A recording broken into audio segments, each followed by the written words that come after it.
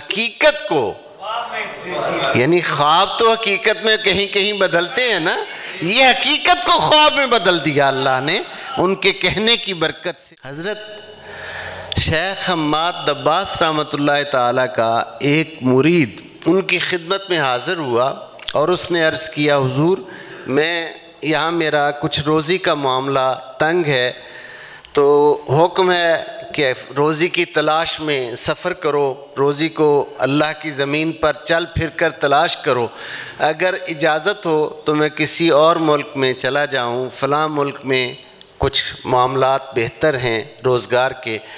اجازت ہو تو مجھے اجازت دیجئے میں چلا جاؤں۔ آپ نے کچھ دیر یوں مراقب ہوئے اور جیسے اللہ تعالیٰ کشف کی دولت اہل نظر کو اور اہل باطن کو اور اہل ذکر کو عطا کرتا ہے، آپ نے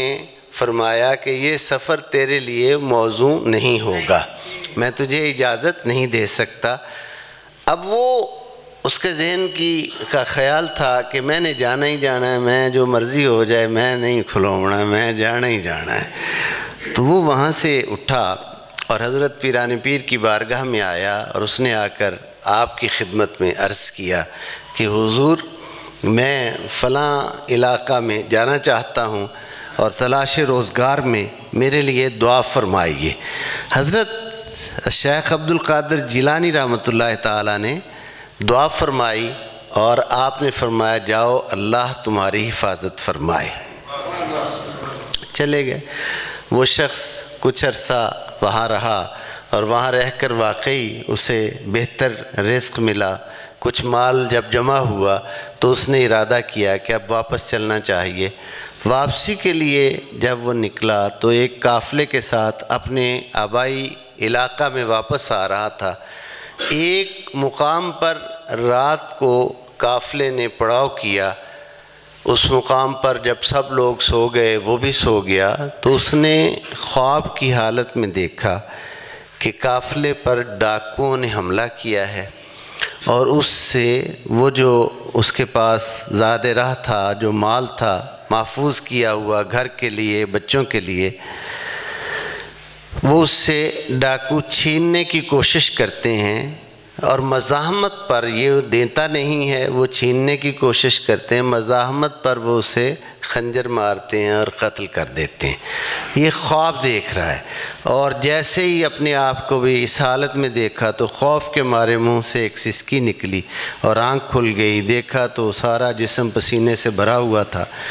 اور پھر اس نے اپنا ٹٹولا تو وہ مال محفوظ تھا۔ باہر ادھر ادھر دیکھا، سب لوگ سو رہے تھے، کوئی قافلہ پہ ڈاکوؤں کا حملہ نہیں تھا، کوئی ایسی بات نہیں تھی، سو گیا۔ صبح کو قافلہ چلا اور منزلیں طے کرتا ہوا جب بغداد پہنچا تو وہ اپنے اس مال میں سے کچھ حصہ لے کر نیاز اپنے پیر و مرشد کی خدمت میں پیش کرنے کے لیے حضرت شیخ حماد دباس رحمۃ اللہ علیہ کی خدمت میں حاضر ہوا کہ حضور یہ میں کچھ نذرانہ لے کر آیا ہوں۔ قربان جائیں سچے لوگوں کے، کیا ان کی شان، کیا ان کا مقام اور کیا ان کی عظمت ہے کہ یہ ہر کام ان کا پروردگار عالم کی خوشنودی کے لیے ہوتا تھا۔ حضرت شیخ حماد دباس رحمۃ اللہ علیہ مسکرائے اور مسکرا کر فرمایا بیٹے اس مال کا میں حقدار نہیں ہوں، تمہاری اس نیاز کا، تمہاری اس خدمت کا، تمہارے اس شکریہ کا حقدار میری بجائے شیخ عبد القادر جیلانی ہیں، یہ ان کی خدمت میں لے جاؤ۔ اس نے چونکہ وہ ایک خطا کی تھی، غلطی کی تھی، مرید بھی 5ویں صدی کا تھا، اس نے کہا میرے آقا میں نے آپ کے حکم سے سرتابی کی تھی، اور کیا آپ آج تک خفا ہیں اس بات سے کہ آپ نے اجازت نہیں دی اور میں چلا گیا، اس لیے آپ یہ قبول نہیں کر رہے اور مجھے وہاں جانے کا حکم دے رہے ہیں؟ آپ نے فرمایا نہیں یہ بات نہیں ہے، بات یہ ہے کہ جو میں نے کہا تھا کہ یہ سفر تیرے لیے سازگار نہیں، حقیقت وہی تھی، حقیقت وہی تھی، لیکن جب تو یہاں سے اٹھ کر دل برداشتہ ہو کر حضرت عبد القادر جیلانی کی خدمت میں حاضر ہوا اور انہوں نے فرمایا کہ اللہ تمہاری حفاظت کرے گا، تو اللہ نے محبوب سبحانی کی زبان سے نکلے ہوئے الفاظ کو یوں قبول کیا اور تیرے حال پر یوں کرم کیا کہ ایک حقیقت کو خواب میں بدل کر اپنی مشیت بھی پوری کر دی اور عبد القادر کے کہے کو بھی پورا کر دیا۔ وہ جو خواب تو نے دیکھا ہے وہ خواب نہ تھا، وہ حقیقت تھی، اور میں نے اس حقیقت کو دیکھ کر تجھے اس سفر سے روکا تھا، لیکن جب عبد القادر نے کہا اللہ تیری حفاظت فرمائے گا تو اس کی رحمت نے ان کے کہے ہوئے الفاظ کو یوں قبول کیا کہ وہ حقیقت کو،